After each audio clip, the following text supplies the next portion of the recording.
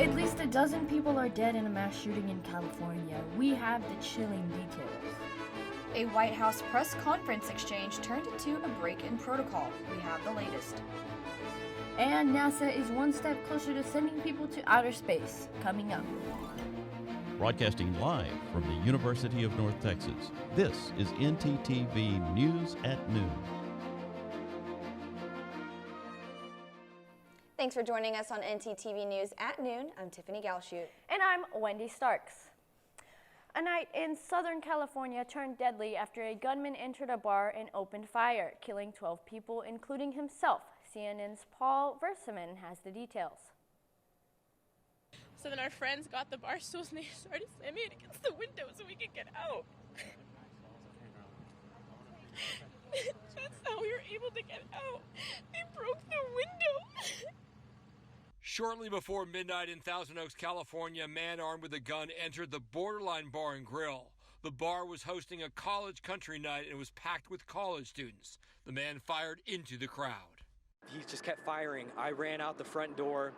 I hear chairs being thrown out the window. People were trying to get out the window. A couple guys that were closer to the bar, they got up and started running towards the back door and said, "Get up, he's coming." At least a dozen people were killed, including Sheriff's Deputy Ron Hellis, who was one of the first to respond. Gave his all, and tonight, as I told his wife, he died a hero because he went in to save lives, to save other people.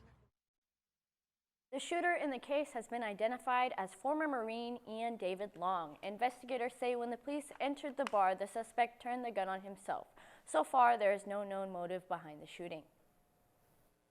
Supreme Court Justice Ruth Bader Ginsburg is hospitalized after fracturing 3 ribs from a fall last night.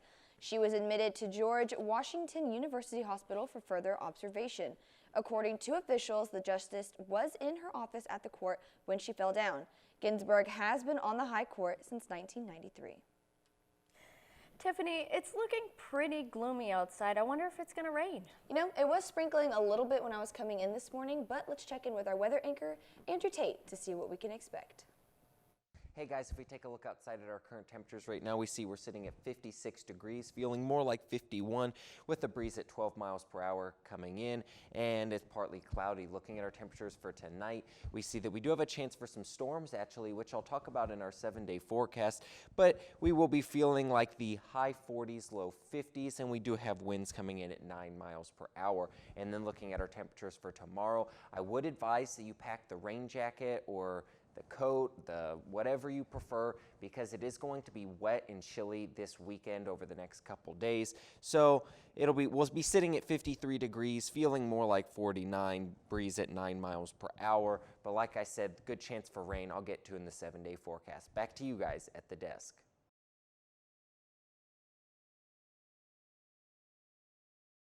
The cold weather brings great attention to a problem that faces not only in Denton, but every city in the nation, and that is homelessness.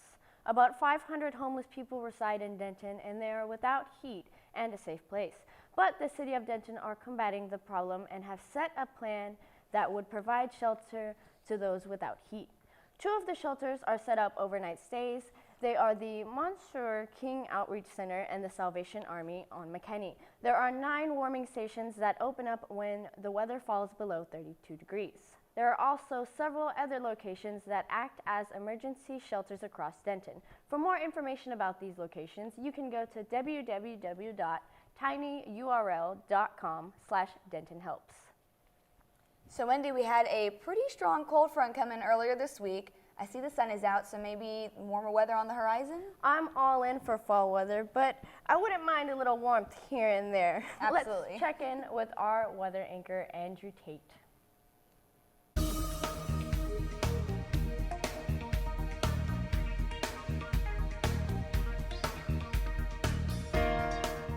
And as we take a look outside at our Apogee Stadium camera, we do see this beautiful view of our campus out looking at the Murchison Performing Arts Center, the Gateway Center out by 35E and 35W, where they kind of meet. beautiful day. If we look at our temperatures across North Texas, we see that we are sitting in the 40s and 50s for most of the region. Decatur is at 47, out at Graham they're at 50. Looking onto the eastern kind of portion of North Texas, McKinney is at 46, out in Sulphur Springs they're at 45, Perez 44, Gainesville 46, Denton, Dallas, and Fort Worth all in the 40s, kind of a difference in range there. Denton, we're at 41, Dallas at 49, Fort Worth here at 47. Then looking at temperatures for the state of Texas, we see out in El Paso, they're at 55, up in Amarillo and Abilene, 51 and 55, kind of this 50s region for the Panhandle and West Texas. And then looking at Austin and Houston, they're at 57 and 52. Shreveport 47, Denton and Oklahoma City in the 40s, Oklahoma City at 49.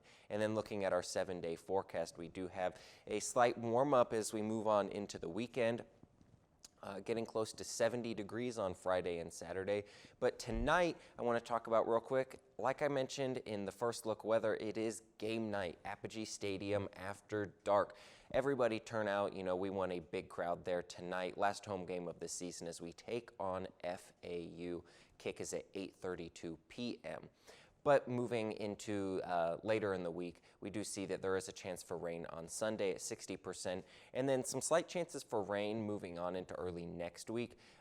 Kind of a slight warm-up, but I wouldn't count on those kind of storms just yet, very early in the week.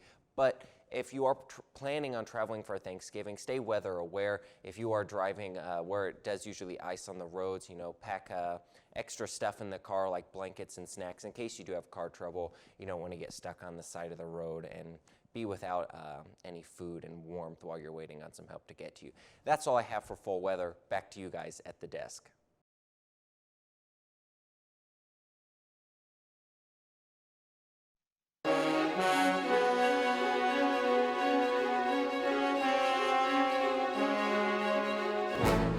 The synagogue shooting suspect was in court this morning. We'll tell you how he pleaded. Google employees are walking out this morning to take a stand against sexual harassment. And we'll tell you about how books can make an impact on one's life, coming up. Broadcasting live from the University of North Texas, this is NTTV News at Noon. Thanks for joining us on NTTV News at Noon. I'm Drake Lawson. And I'm Andrew Tate. Defense attorneys for Robert Bowers, the suspect in the Pittsburgh synagogue shooting massacre, made his second appearance in court today and entered a plea of not guilty. Bowers walked into court today with restraints on both his wrists and ankles. Earlier this week, a grand jury indicted him on 44 federal charges from last week's shooting. He's currently being held at the Butler County Jail without bail. President Trump plans to send thousands of additional troops to the border to stop the incoming migrant caravan from trying to enter the U.S. CNN's Mary Maloney has more. And they got a lot of rough people in those caravans. They are not angels. Speaking to reporters Wednesday evening before a rally in Florida, President Trump says in addition to the some 5,000 U.S. troops already headed to the southern border to contain migrants headed for the U.S., he's considering increasing that number to as many as 15,000. As far as the caravan is concerned, our military is out. We have about 5,008. We'll go up to anywhere between 10 and 15,000 military personnel on top of Border Patrol, ICE, and everybody else at the border. A former Marine and Homeland Security spokesman for the Trump administration tweeted Wednesday, "The U.S. doesn't need its military to defend against a group of unarmed migrants, including many women and kids." And when Defense Secretary James Mattis was questioned if troop deployment to the border was a political stunt, he said, "The support that we provide to the Secretary for Homeland Security is practical support based on the request from the Commissioner of Customs and Border Police. And so we don't do stunts in this department. Thank you." All U.S. troops will also join more than 2,000 National Guardsmen already at the border who are mobilized to stop Central American migrants from reaching U.S. soil. I'm Mary Maloney reporting. Meanwhile, a third migrant caravan left El Salvador's capital yesterday and is now headed to the U.S. border. The migrants left in two groups, one that left around 5 in the morning and another that left at 8. Both groups plan on meeting up before leaving the country. Officials are saying the caravan consists of roughly 400 people. Their first journey will be about 76 miles towards the Guatemala border.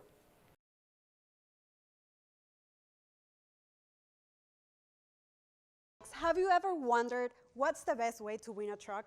Well, you'll find out soon. This April 26th, the Department of Dance and Theater of UNT will have the opening night of a new musical based on a contest that started in 1995 right here in Texas. Let's take a look. The Dance and Theater Department of UNT is getting ready to bring a contest back to life. Hands on a Hard Body is a musical based on the real-life contest in Longview, Texas, in which contestants had to keep their hands on a Nissan truck in order to win it. It's all about the characters who come out and try to win this truck and their individual journeys as they reach for their desire, that truck that's going to make their lives better or fulfill a need that they have in their life. The entire team of the play is making sure that the production is very similar to the real-life event. Constructions, rehearsals, lighting, and even a real truck is making this musical to be as realistic as possible. This show specifically, I was trying to show the decay of these people as they get more tired and more tired over 4 days standing around. As the show goes on, as time goes on, these people start to lose layers of clothes, and simultaneously they are unraveling as people. Hands on a Hard Body is full of choreography, music, and particular characters that makes watching the play a new and different experience. People should come watch the play because it's an experience that you're not going to get from a regular Broadway show. It tells the story of just regular average people instead of some big grand story, and it's a nice change of pace. It's intriguing. Tickets for the musical are on sale now and can be purchased at the box office located at the Radio, TV, Film and Performance Building at UNT. I already have my tickets and can't wait to discover more of this intriguing and fun story. Ali and Alex, back to you. Thanks, Gabby. Every Tuesday night, bicycle enthusiasts meet in front of UNT's language building to start their journey around Denton. For the group's coordinator, it wasn't always a smooth journey. Denton had like this huge social ride that that you expected like Dallas or like San Antonio or somewhere to have, and it kind of dwindled a little bit, and the leadership, it's purely voluntary, and it kind of got passed on to me, and I was like, hey, I'll play my part. The weekly event has been around since the late 80s. The group takes a trip around Denton, making occasional stops to chat, eat, and drink before ending in the Denton Square at around midnight. If you're interested in grabbing a bike and cruising at night, you can stop by the UNT Language Building Tuesday night at 9:30 p.m.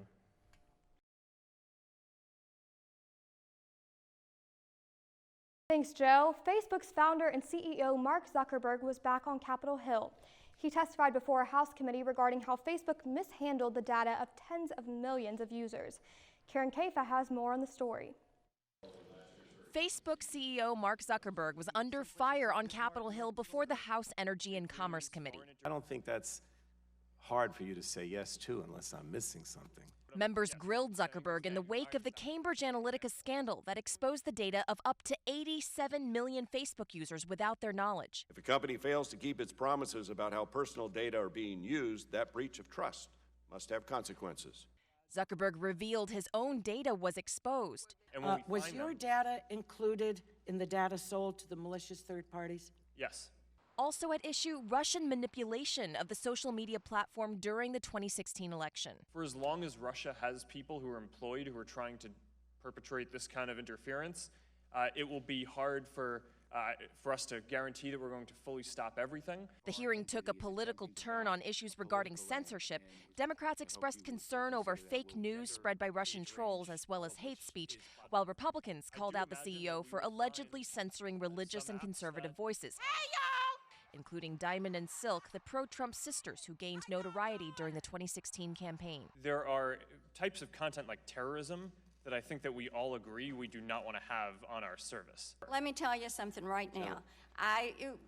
Diamond and Silk is not terrorism. Lawmakers also pushed Zuckerberg to back legislation to improve consumer privacy. Zuckerberg agreed regulation of his industry is inevitable. Speaker Paul Ryan has announced he will not seek re-election and will retire from Congress after this year.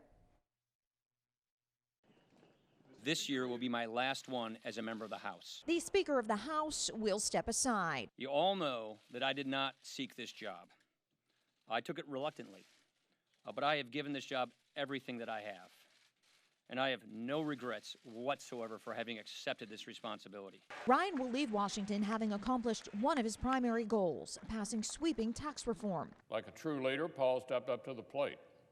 He answers his colleagues' call with exactly the earnest, selfless, and focused approach that has defined his entire career. The Speaker now says he wants to spend more time with his family. What I realize is, if I am here for one more term, my kids will only have ever known me as a weekend dad. I just can't let that happen. Ryan will serve out his full term before retiring in January. You know, he gave it his all. I think he did a very effective job, you know, trying to lead the conference, keeping it as unified as he could. And, you know, he certainly raised a lot of money, so I think it took a toll on him. He was facing an uphill battle to retain the majority in the House, and sources say he did not want to lead the GOP if it was the minority party. President Trump weighed in on Ryan's decision, tweeting, "Speaker Paul Ryan is a truly good man, and while he will not be seeking re-election, he will leave a legacy of achievement that nobody can question. We are with you, Paul." I am proud of what this conference has achieved, and I believe its future is bright. On Capitol Hill, I'm Karen Kafa.